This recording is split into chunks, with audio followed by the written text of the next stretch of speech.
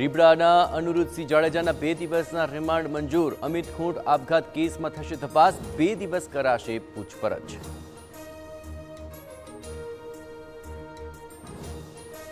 પંચમહાલના ગોધરા હાઈવે પર પ્લાસ્ટિક સ્ક્રેપના ગોડાઉનમાં આગ, મહા મહેનતે આગ પર મેળવાયો કાબુ, સદનસીબે કોઈ જાનહાનિ નહીં।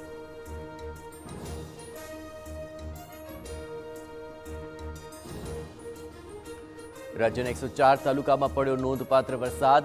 નર્મદાના નાંદોદ તાલુકામાં નોંધાયો સૌથી વધુ 4.69 ઇંચ, 20 તાલુકામાં 1 ઇંચથી વધુ વરસાદ।